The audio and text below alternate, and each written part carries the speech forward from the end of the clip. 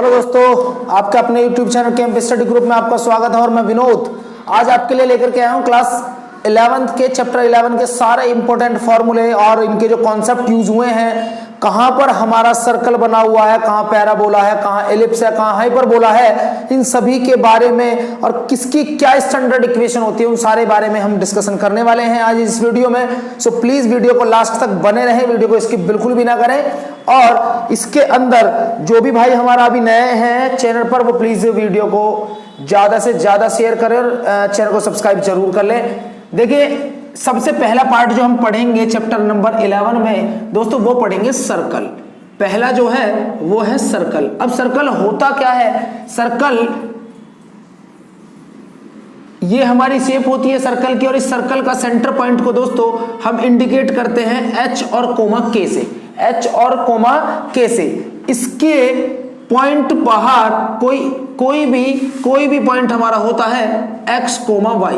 x comma y इस circle के बाहर कोई पॉइंट होता है दोस्तों। इसकी जो इक्वेशन बनाई जाती है ना, इस सर्कल की जो इक्वेशन बनी हुई है, स्टैंडर्ड फॉर्मूला जो बना हुआ है इसकी इक्वेशन का, उस फॉर्मूले को बनाने के लिए हमें मात्र डिस्टेंस फॉर्मूला यूज करना होता है। देखिए, अगर मैं आपसे ये कहने लगूं ये O है, ये A है, तो आपको पता है कि जो इसकी रेडियस है R वो OA के बराबर है। जो इसकी रेडियस है R वो OA के बराबर है। इसका मतलब मैं यदि OA की value by the distance formula निकालूं, आपको पता है दो पॉइंटों के बीच की डिस्टेंस जब हम निकालते हैं तो दोस्तों वो निकलती है x1 - x2 whole square plus y1 - y2 whole square. मतलब मैं कह सकता हूं कि x - h square plus y - के स्क्वायर, इधर r है हमारा दोस्तों। ये जो रूट है, इस रूट को मैं इधर लेके आ सकता हूं तो ये हो जाएगा r स्क्वायर, मतलब x - h square plus y - के स्क्वायर। दोस्तों यही हमारी स्टैंडर्ड इक्वेशन ऑफ सर्कल होती है। आपको याद क्या रखना है, एक चीज मैं आपको बता ही देता हूं, जब भी कोई भी पॉइंट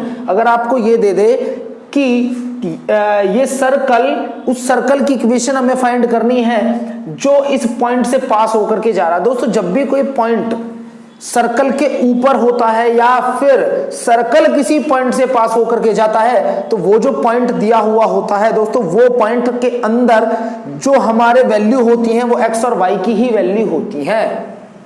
एब्सिसा और ऑर्डिनेट जो हमें दे रखे होते हैं, भुज और कोटि जो हमें दे रखे होते हैं दोस्तों, वो हमारी x और y की ही वैल्यू होती है।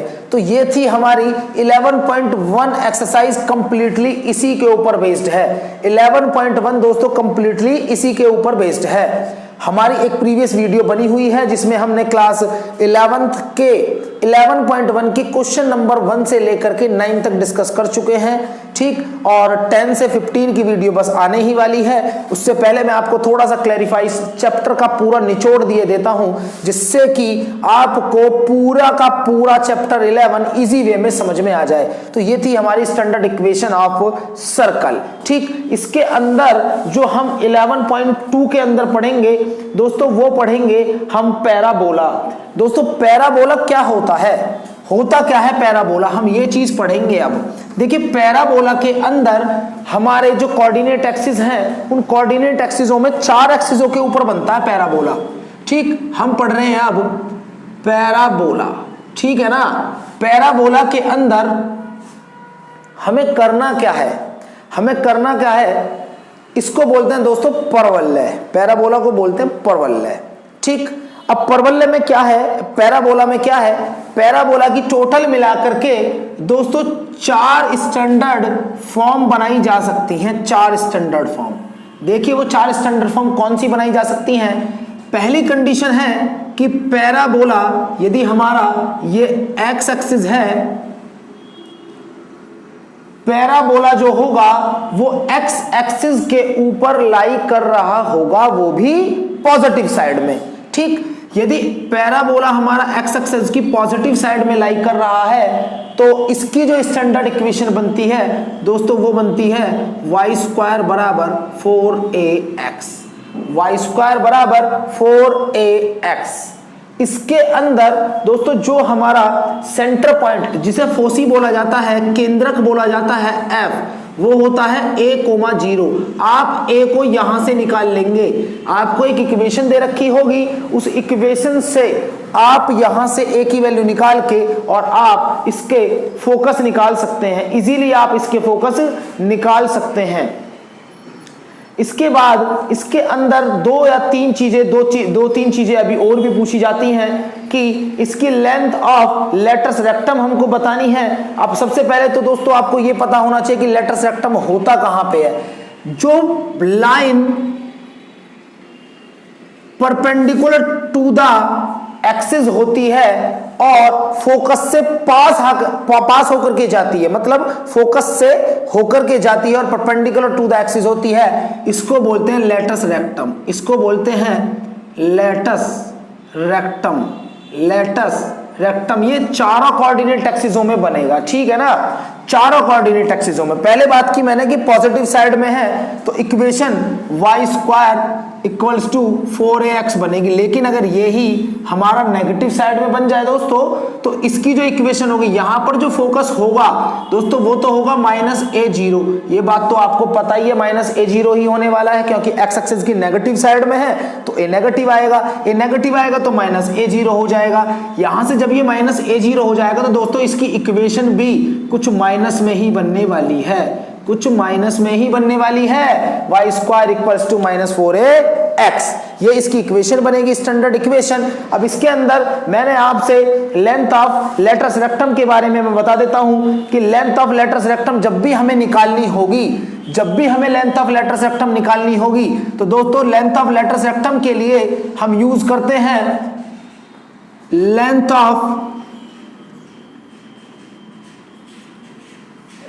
Of latus rectum.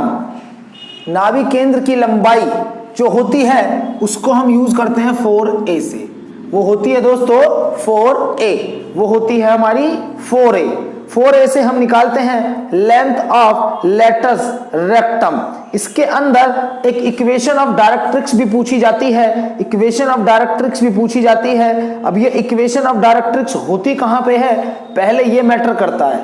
Equation of directrix दोस्तों होती कहां पे है, पहले मैं ये बता देता हूं।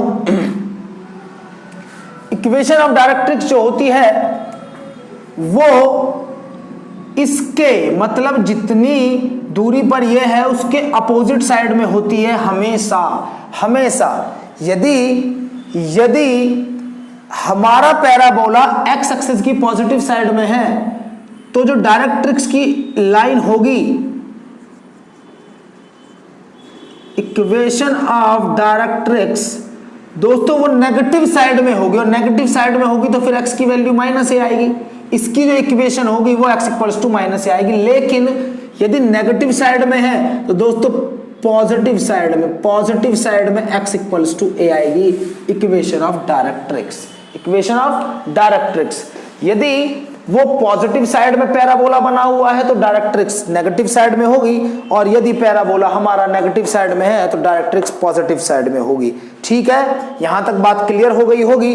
लेंथ ऑफ लेटस रेक्टम के लिए मैंने आपको बता दिया है कि हम यूज करते हैं 4a, ठीक है, जब x एक्सिस की साइड में हमारा होगा। देखिए अब बात करते हैं कि यदि हमारे पास जो बना हुआ है पैराबोला वो यदि y एक्सिस की पॉजिटिव साइड में है, दोस्तों y एक्सिस की पॉजिटिव साइड में है, y पॉजिटिव ऊपर की साइड होता है तो उसकी जो स्टैंडर्ड इक्वेशन बनती है दोस्तों वो बनती है x स्क्वायर इक्वल्स टू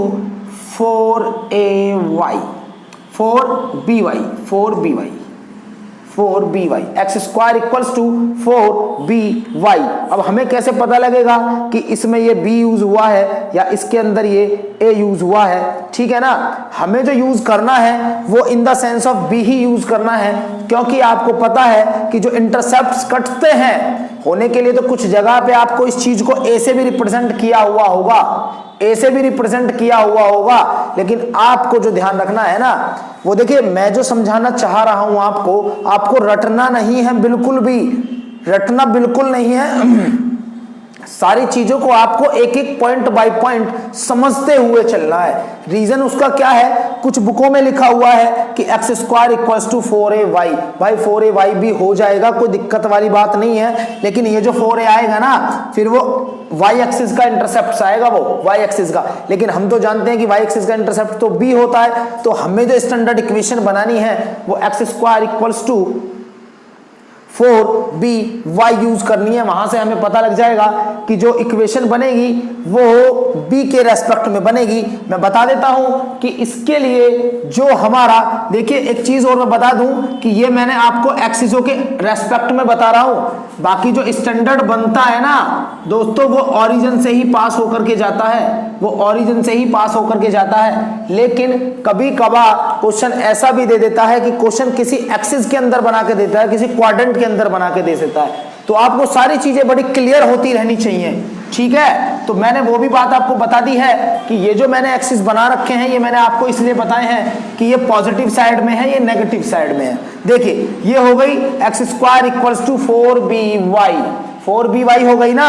अगर मैं इसी को ही दोस्तों एक्स एक्सिस की नेगेटिव साइड में बना दूं तो ये हो जाएगा x square equals to -k 4by, ठीक है। अब आपको एक चीज पता होगी, जब ये 4by है तो इसकी जो डायरेक्ट्रिक्स होगी, इक्वेशन ऑफ डायरेक्ट्रिक्स, वो इसकी अपोजिट साइड में होगी, मतलब नेगेटिव साइड में होगी, और नेगेटिव साइड में आप लेंगे y इक्वल्स टू -b आप यहां से निकाल लेंगे y इक्वल्स टू -b, और इसके लिए आप यूज करेंगे y इक्वल्स टू b, ठीक है ना। ये इक्वेशन ऑफ डायरेक्ट्रिक्स है दोस्तों, इक्वेशन ऑफ, ये डायरेक्ट्रिक्स है, डायरेक्ट्रिक्स है, ये इक्वेशन ऑफ डायरेक्ट्रिक्स है, और ये भी हमारी इक्वेशन ऑफ डायरेक्ट्रिक्स है, ठीक है दोस्तों। ये हमारी हो गई इक्वेशन ऑफ डायरेक्ट्रिक्स। किस तरह से हमें इनकी चारों की इक्वेशन ऑफ डायरेक्ट्रिक्स, ये इनके हमारे इक्वेशन है, स्टैंडर्ड इक्वेशन ऑफ पैराबोलाज हैं, ठीक। तो ये चारों चीजें पैराबोला के लिए यूज की जाती हैं। पूछने के लिए क्या क्या आएगा, इक्वेशन दे करके आपसे फोकस पूछेगा, आपको ये पता लगा लेना है कि यदि y स्क्वायर बराबर 4x इक्वेशन दे रखी है तो ये x एक्सिस पर है, और जब भी x एक्सिस पर होगा तो दोस्तों उसका फोकस a,0 होगा, और यदि वो y एक्सिस पर है तो दोस्तों इनके फोकस में लिखे देता हूं, यदि मैं इसके फोकस की बात करूं तो दोस्तों वो 0,b होगा, 0,b, क्योंकि आपको ये बात पता है कि y एक्सिस के ऊपर x नहीं होता है तो x तो होगा नहीं, y होगा मतलब b होगा, ठीक। सिमिलरली अगर मैं इसके नेगेटिव साइड की बात करूं तो वो होगा 0,-b 0,-b होगा दोस्तों ये, तो ये होगा 0,-b। मैंने इनके फोकस बता दिए हैं आपको। फोकस पूछने के लिए आएगा, इक्वेशन ऑफ डायरेक्ट्रिक्स पूछने के लिए आएगा, और लेंथ ऑफ लेटस रेक्टम पूछने के लिए आएगा। तो यदि आप लेंथ ऑफ लेटस रेक्टम निकालते हैं तो दोस्तों उस कंडीशन में आपको यहां पर 4a यूज करेंगे, यहां पर 4a यूज करेंगे, यहां पर 4b यूज करेंगे, यहां पर 4b यूज करेंगे, ठीक है ना। तो भाई यहां से लिख लो length of latus rectum equals to 4b use करेंगे। लेंथ को कभी भी नेगेटिव नहीं लिया जाता है, आप ये ना सोचें कि ये अगर नेगेटिव साइड में है तो length equals to length of latus rectum में माइनस का 4b ले लूं, भाई नहीं लेना है, आपको पॉजिटिव ही लेना है। बिकॉज ऑफ दैट आपको ये बात पता है कि लेंथ कभी भी नेगेटिव नहीं होती है, ठीक है ना। तो ठीक, बढ़ते हैं आगे इसमें ये सारी चीजें तो मैंने क्लियर कर दी हैं आपकी। लेटस रेक्टम बता दिया है कहां पर है, इक्वेशन ऑफ हमने पैराबोला भी बता दी है आपको। तो दोस्तों इसके अंदर जो थर्ड आएगा वो आएगा एलिप्स। बहुत ही इंपॉर्टेंट और बहुत ही इजी सा कॉन्सेप्ट उसमें लगने वाला है, बहुत ही इंपॉर्टेंट और बहुत ही इजी सा कॉन्सेप्ट। दोस्तों बात को बड़े ध्यान से समझते हुए चलना है, बहुत ही ध्यान से देखिए। अगर वीडियो आपने लास्ट तक देखी तो आप इस चैप्टर का पूरा निचोड़ कर लेंगे। और मैं आपको बता दूं, मैं कोई बुकिश फॉर्मूले आपको नहीं बता रहा हूं, बुकिश फॉर्मूले तो चेंज हैं इसके, मैं बिल्कुल कॉन्सेप्चुअल फॉर्मूले आपको बता रहा हूं दोस्तों, ठीक है ना। तो आपको बात को समझते हुए चलना है कि ऐसा क्यों हुआ है। एग्जाम में फॉर्मूले कोई नहीं देखेगा, सिर्फ आपका आंसर सही होना चाहिए, ठीक है। तो तभी हम उसको करेंगे। तो अब बात करते हैं एलिप्स। हाँ तो दोस्तों थर्ड जो पॉइंट है इसमें थर्ड पढ़ेंगे हम एलिप्स। एलिप्स है क्या, देखिए पहले तो मैं बता दूं एलिप्स सिर्फ हमारा दो ही तरीके से बनता है। कैसे कैसे बनता है, पहला एलिप्स जो होगा वो एक्स एक्सिस के अलोंग होगा, बात को बहुत ध्यान से समझते हुए चलना है। पहला तो मैंने बना दिया ये एक्स एक्सिस के अलोंग, ठीक है ना, और एक बनता है हमारा वाई एक्सिस के अलोंग, एक बनता है हमारा वाई एक्सिस के अलोंग, ठीक, एक हमारा एक्स एक्सिस के अलोंग बनता है, एक हमारा वाई एक्सिस के अलोंग बनता है। इट मींस इज दैट कि ये जो हमारे एलिप्स हैं जो आपके सामने दिख रहे हैं, इनकी सबसे पहले आपको स्टैंडर्ड इक्वेशन पता होनी चाहिए, तभी आप पता लगा पाएंगे कि ये एक्स एक्सिस के अलोंग है, वाई एक्सिस के अलोंग है। क्लियर है ना। कैसे इसकी स्टैंडर्ड इक्वेशन होती है दोस्तों, x square upon a square plus y square upon b square equals to 1, ठीक, ये हमारी स्टैंडर्ड इक्वेशन है। और अब स्टैंडर्ड में भी आपको ये पता लगाना है कि यदि a की वैल्यू ग्रेटर देन b है तो एक्स एक्सिस के अलोंग है, और इसके लिए ये है एक स्टैंडर्ड इक्वेशन। तो आप इसी तरह से इसे करेंगे, लेकिन यहां पर b is greater than 2a आएगा, b की वैल्यू बड़ी आएगी। आपको समझ जाना है कि वो y एक्सिस के अलोंग है।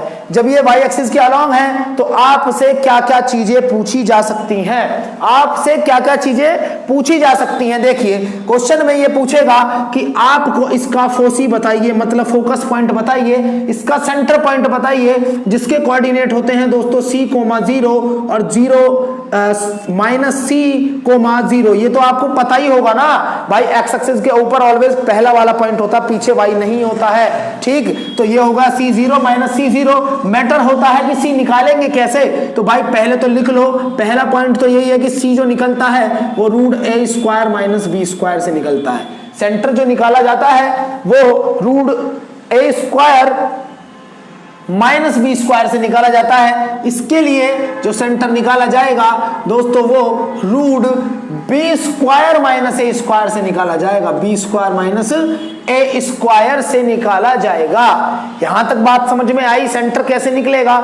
यदि मैं आपसे पूछने लग जाऊं, भाई देखो ये बात है कि जब भी कोई एक्सिस कटता है तो वहां पर इंटरसेप्ट्स कटते हैं।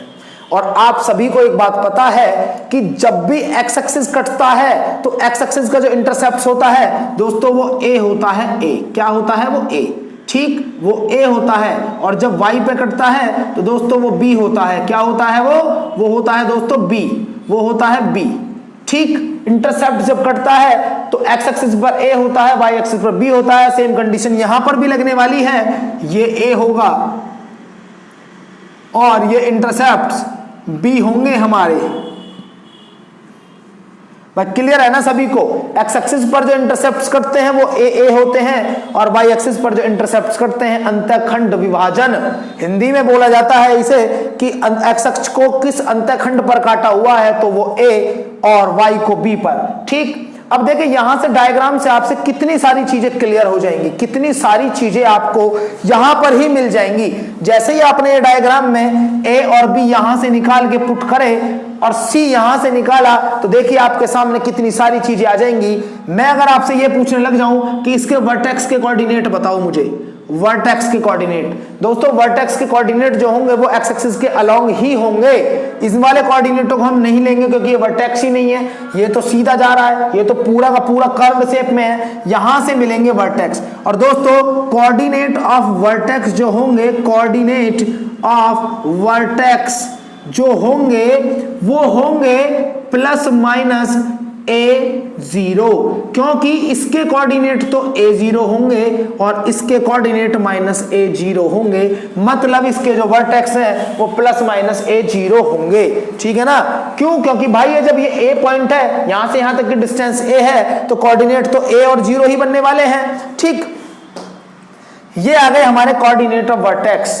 कोऑर्डिनेट ऑफ फोकस अगर आपसे पूछता है, कोऑर्डिनेट ऑफ फोकस या फोसी अगर आपसे पूछता है तो दोस्तों वो ±c,0 हो जाएंगे, क्योंकि फोकस तो मेरा ये रहा c, ठीक है। उसके बाद आपसे पूछेगा कि इसकी एसेंट्रिसिटी बताओ, उत्केंद्रता, हिंदी में बोलते हैं दोस्तों उत्केंद्रता, एसेंट्रिसिटी बताओ। तो एसेंट्रिसिटी के लिए आप c/a यूज करेंगे, सेंटर को इसके एक्सिस अलोंग मींस a से आप डिवाइड करेंगे। दोस्तों अगर मैं वहां पे बात करूं इन सभी फॉर्मूले की, यहां पे बात करूं तो दोस्तों इसके जो वर्टेक्स बनेंगे वो तो ये बनेंगे ना, दोस्तों ये बनेंगे ना। चलो पहले इसके कंप्लीट कर लेते हैं, फिर बताते हैं सी बाई ए बनेगा। इसके बाद इसमें पूछी जाती है length of latus rectum, length of latus rectum, नाभिलंब की लंबाई, हिंदी में इसको बोला जाता है नाभिलंब की लंबाई। अगर कोई भाई हमारा यूपी बोर्ड से रिलेटेड है सो उसको मैं बता देता हूं, इसको बोलते हैं नाभिलंब की लंबाई और इसका फॉर्मूला होता है 2b² क्योंकि इसमें दो नाभिलंब बनते हैं, दो लेटस रेक्टम बनते हैं। एक तो दोस्तों मैंने बताया था लेटस रेक्टम जो बनता है वो सेंटर से पास होकर के जाता है फोकस से, एक इधर से पास होकर के जाएगा और एक इस सेंटर से पास होकर के जाएगा। तो दोस्तों इन दोनों सेंटरों से पास होने की वजह से इसमें दो लेटस रेक्टम बनते हैं। एक लेटस रेक्टम हमारा 2b²/a, तो ये लेंथ ऑफ लेटस रेक्टम आ जाएगी यहां से। उसके बाद इसके अंदर पूछी जाती है दोस्तों length of major axis and length of minor axis, ठीक। और आपके सामने जो फिगर है, इस फिगर में आप सभी अंदाजा लगा चुके होंगे कि इसका मेजर एक्सिस कौन सा है, यहां से यहां तक ये इसका मेजर एक्सिस है। आपको पता है ए ये रही और ए ही ये है, तो पूरा मिलाकर के मेजर एक्सिस क्या बनेगा दोस्तों 2a। तो मेजर एक्सिस के लिए आप लिखेंगे, अगर आपसे मेजर एक्सिस की लेंथ पूछता है तो मेजर एक्सिस के लिए आप 2a यूज करेंगे। और दोस्तों माइनर के लिए यदि आपसे माइनर की बात होती है तो आप 2b यूज करेंगे, ठीक। 2a यूज करेंगे मेजर के लिए, माइनर के लिए 2b यूज करेंगे। इसके बाद इसके अंदर इसी के जस्ट दूसरी वाली साइड में चलते हैं। दोस्तों क्वेश्चन बुक में जो दे रखे हैं वो हमें सेम दे रखे हैं बोथ साइड में, लेकिन दोस्तों मैं यहां पर बिल्कुल भी सेम बताने वाला नहीं हूं आपको। फॉर्मूलों को आप कॉन्सेप्चुअल बेस करने वाले हैं, क्योंकि मेरे पास चीजों को रटाया नहीं समझाया जाता है, ठीक है ना। चीजों को समझाया जाएगा, आपको रटना नहीं है कि फॉर्मूला रट लिया सीधा एसेंट्रिसिटी का c/a होता है, ठीक। एसेंट्रिसिटी का c/a होता है, लेकिन आपको यह भी पता होना चाहिए कि भाई वहां पे अगर आपने a और b में कंफ्यूजन हो गया तो आप सारे आंसर गलत कर देंगे। पता चला y एक्सिस के अलोंग था आंसर, आपने सारे उसके x एक्सिस के अलोंग वाले दे दिए, ठीक है ना। तो भाई उन चीजों को क्लैरिफाई और बिल्कुल अलग अलग तरीके से समझते हुए चलना है। आपको अपना पता लग जाएगा कि यहां पर कैसे चीजें मैं बिल्कुल एक एक चीजें अलग अलग करता हुआ चलूंगा, सारी चीजों को बिल्कुल अलग अलग करता हुआ चलूंगा। तो उसी हिसाब से आपको यह बात ध्यान रखनी है। तो सबसे पहले बात कर लेते हैं कोऑर्डिनेट ऑफ एक्सिस की। दोस्तों एक चीज मुझे बताओ, यदि मैं बात करूं कोऑर्डिनेट ऑफ वर्टेक्स अगर मैं बात कर रहा हूं दोस्तों, तो आपको ये चीज दिख रही होगी इस डायग्राम में, इस फिगर में, कि इसके वर्टेक्स ये रहे और ये कितनी है b, और b नेगेटिव साइड में। तो दोस्तों इसके बन जाएंगे जीरो और प्लस माइनस b, 0 और प्लस माइनस b। क्यों बने भाई प्लस माइनस b? क्योंकि एक पॉजिटिव साइड में है, एक नेगेटिव साइड में, ठीक है ना। बात करते हैं coordinate of foci. Coordinate of foci पे दोस्तों वही रहेगा, कोऑर्डिनेट ऑफ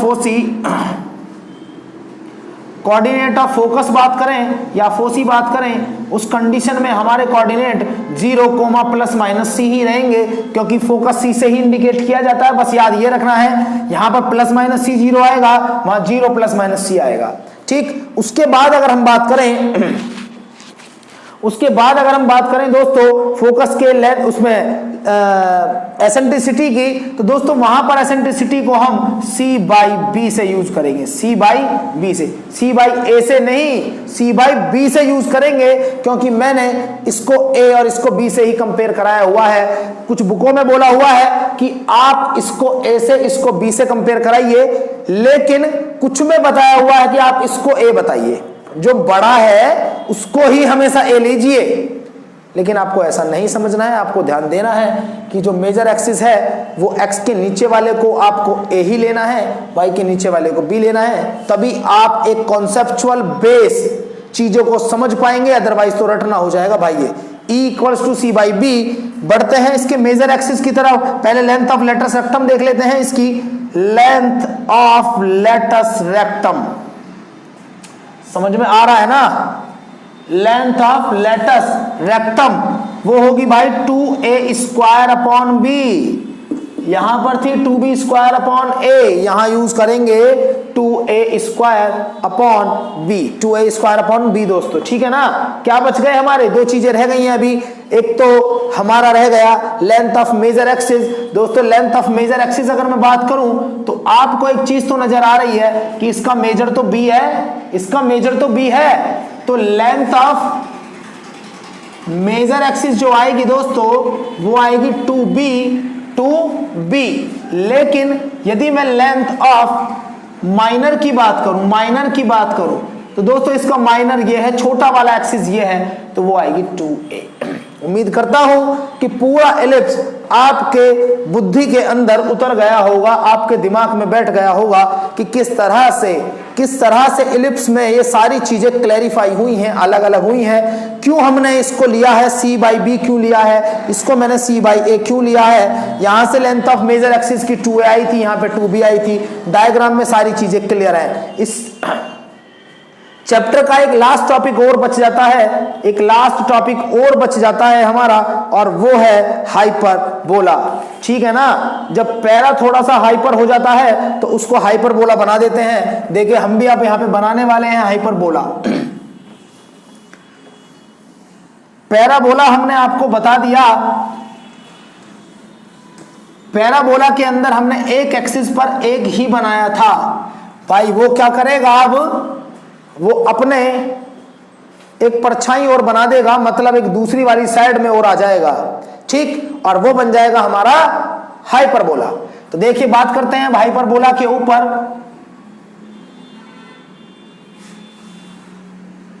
हाइपरबोला, ठीक, हाइपरबोला में क्या होगा दोस्तों कि हाइपरबोला के अंदर सबसे पहले तो आपको यह पता होना चाहिए कि हमारा हाइपरबोला होता कहां पर है। हमारा हाइपरबोला होता कहां पर है, किस तरीके से हाइपरबोला की शेप होती है,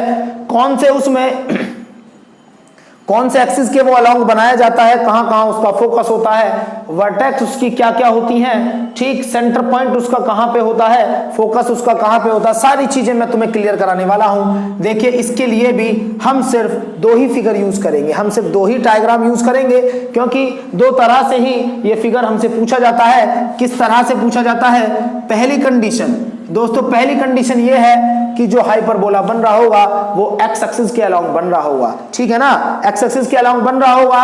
और वो बनता कैसे है, वो दोस्तों बनता है कि एक पॉजिटिव साइड में और एक नेगेटिव साइड में। जितना इस ओरिजिन से ये दूर होगा उतना ही ये दूर होगा, ठीक, ये बनता है हमारा हाइपरबोला। अब हाइपरबोला का फोकस कहां पे होता है, किस तरह की इसकी स्टैंडर्ड इक्वेशन है, सबसे पहले बात कर लेते हैं दोस्तों उन्हीं चीजों पर। तो इसकी जो स्टैंडर्ड इक्वेशन बनी हुई है वो कुछ इलिप्स की तरह बनी हुई है, ठीक है ना, इलिप्स की तरह, लेकिन थोड़ा सा छोटा सा डिफरेंस है, x square upon a square minus y square upon b square equals to 1। दोस्तों ये इक्वेशन बनी हुई है हमारी standard equation of hyperbola. Standard equation of hyperbola, इस कंडीशन में a ग्रेटर देन होगा b के। जैसे ही आपको पता लग जाए कि a ग्रेटर देन होगा b के, तो उस सिचुएशन पर आपको पता लग जाना है कि ये जो हाइपरबोला है हमारा, ये अलोंग एक्स एक्सिस बना हुआ है, अलोंग एक्स एक्सिस बना हुआ है। उसके बाद इसका सेंटर हमें निकालना होगा, और इसका सेंटर निकालने के लिए आपको फॉर्मूला यूज करना होगा। जो इसका फोसी निकाला जाएगा, इसका जो फोसी निकाला जाएगा इधर भी होगा दोस्तों, इधर भी होगा, कोऑर्डिनेट होंगे इसके c,0, इसके कोऑर्डिनेट होंगे -c,0। और दोस्तों c निकालने का जो फॉर्मूला होता है वो होता है √a² plus b square. Formula होता है √a² प्लस b स्क्वायर। यहां से हम इसका सेंटर पॉइंट निकाल लेंगे, मतलब फोसी के कोऑर्डिनेट निकाल लेंगे। जैसे ही हमें फोसी के कोऑर्डिनेट मिल जाएंगे, फिर उसके बाद हमारा काम रहता है कि इसकी एसेंट्रिसिटी फाइंड करने का, इसकी एसेंट्रिसिटी फाइंड करने का। तो दोस्तों इसकी जो एसेंट्रिसिटी आती है वो आती है एसेंट्रिसिटी c/a, ठीक। अभी मैं फिलहाल एक्स एक्सिस के अलोंग वाले की बात कर रहा हूं, अभी वाई एक्सिस के अलोंग वाले की बात भी हम करने वाले हैं। तो एक्स एक्सिस के अलोंग जो हम बात कर रहे हैं उसमें स्टैंडर्ड इक्वेशन हमारी ये है, a ग्रेटर देन होगा c की value a square plus b square से निकालेंगे और एसेंट्रिसिटी इसकी c बाई a से निकलेगी। उसके बाद क्वेश्चन के अंदर हमें वर्टेक्स जरूर निकालनी होंगी और दोस्तों जो वर्टेक्स निकलेंगी वो वर्टेक्स हमारी डिपेंड करेंगी कि क्वेश्चन के अंदर हमारा a या b क्या दे रखा है। जो भी हमारा a और b होगा दोस्तों वही हमारे वर्टेक्स बनाती हैं, मतलब along to the x axis, ठीक, along to the x axis. तो इसमें हमें देखना है कि जो वर्टेक्स बनेंगी दोस्तों ये हमारी वर्टेक्स होंगी, आपको पता है ये हमारी वर्टेक्स होंगी और वर्टेक्स ये होंगी मतलब a होगी, ये a। तो इसके कोऑर्डिनेट तो हो जाएंगे हमारे -a,0 और इसके कोऑर्डिनेट हो जाएंगे हमारे a,0, ठीक। तो मतलब अगर मैं यहां पे वर्टेक्स की बात करूं दोस्तों, coordinate of vertex, coordinate of vertex की अगर बात की जाए तो दोस्तों कोऑर्डिनेट ऑफ वर्टेक्स हमारे बनेंगे ±a,0। और यदि मैं कोऑर्डिनेट ऑफ फोसी की बात करूं तो दोस्तों वही बनेगा वो तो कि ±c,0। c निकालने का मैंने तुम्हें फॉर्मूला बता दिया है, एसेंट्रिसिटी मैंने आपको बता दी है। उसके बाद क्वेश्चन के अंदर फोकस, वर्टेक्स, एसेंट्रिसिटी ये सारी चीजें हमसे पूछी जाएंगी और लेंथ ऑफ लेटस रेक्टम भी हमसे पूछी जाएगी। तो दोस्तों इसके लिए जो हम लेंथ ऑफ लेटस रेक्टम के लिए फॉर्मूला यूज करने वाले हैं यहां पर वो 2b स्क्वायर अपॉन a, क्या यूज करेंगे दोस्तों हम 2b square upon a, length of latus rectum 2b square upon a, ये हमने लेंथ ऑफ लेटस रेक्टम के लिए यूज किया है। तो दोस्तों हमारे हाइपरबोला में यही सारी चीजें पूछी जाती हैं। एक हमसे वर्टेक्स पूछा जाएगा, कोऑर्डिनेट ऑफ वर्टेक्स, एक हमसे फोसी के कोऑर्डिनेट पूछे जाएंगे, लेंथ ऑफ लेटस रेक्टम पूछा जाएगा और एक एसेंट्रिसिटी पूछी जाएगी। इन सारी चीजों को पूछने के बाद क्वेश्चन हमसे सिमिलरली वाई एक्सिस के अलोंग भी पूछ सकता है। अब वाई एक्सिस के अलोंग अगर होगा तो दोस्तों हमें कैसे पता लगेगा कि ये जो कोऑर्डिनेट है, ये जो हमारा बना हुआ है हाइपरबोला, वो वाई एक्सिस के अलोंग है। तो दोस्तों वाई एक्सिस के अलोंग के लिए हमें एक चीज याद रखनी है कि वाई एक्सिस के अलोंग में उसका डायग्राम होगा कुछ इस तरह से और फोकस निकालना है। इसकी स्टैंडर्ड इक्वेशन समझ ले पहले कि इसके लिए हमें पहले y स्क्वायर की वैल्यू गिवन होगी। हमें इसकी स्टैंडर्ड इक्वेशन होती है दोस्तों y square upon b square minus x square upon a square. और इस कंडीशन में हमारी b की वैल्यू ग्रेटर देन होगी, y के नीचे जो कोऑर्डिनेट लगे हुए होंगे दोस्तों वो ही हमारे ग्रेटर देन आएंगे, x वाले नीचे छोटे आएंगे। तो वहां से ही हम इन सारी चीजों को निकाल लेंगे।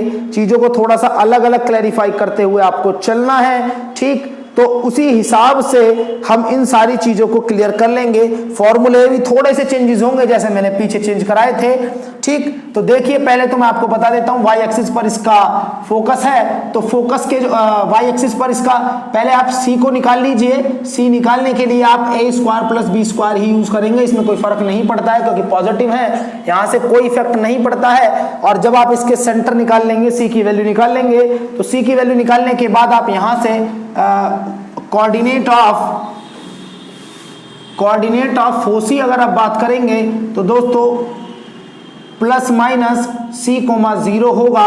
यदि मैं कोऑर्डिनेट ऑफ वर्टेक्स की बात करूं, कोऑर्डिनेट ऑफ वर्टेक्स दोस्तों वर्टेक्स ये हैं b पर आ रहे हैं, सॉरी ये मैंने उल्टा लिख दिया है, ये 0, प्लस माइनस c होगा और सिमिलरली ये 0, प्लस माइनस b होगा। यदि मैं बात करूं इसके लेंथ ऑफ लेटस रेक्टम की तो लेंथ ऑफ लेटस रेक्टम हमारा 2a स्क्वायर अपॉन b होगा, 2a स्क्वायर अपॉन b होगा। उसके बाद अगर हम बात करें कि इसकी एसेंट्रिसिटी की अगर हम बात करें, इसकी उत्केंद्रता की बात करें तो c बाई बी होगा। बाकी इसके अंदर अब कुछ भी नहीं रह जाता है। इसके अंदर जितनी भी चीजें थी हाइपरबोला के अंदर वो सारी कवर करा दी गई हैं। 4 चीज हमने इसमें पढ़ी, सर्कल, इलिप्स, हाइपरबोला, पैराबोला। इन सारी चीजों की मैंने प्रॉपर तरीके से इन चीजों को क्लैरिफाई किया है। उम्मीद करता हूं कि जो भी चीजें मैंने समझाई हैं वो समझ में आ गई होंगी। बाकी इसके जो क्वेश्चंस हमारे चल रहे थे उन पर बात करेंगे नेक्स्ट वीडियो में। थैंक यू गाइस, जय हिंद जय भारत।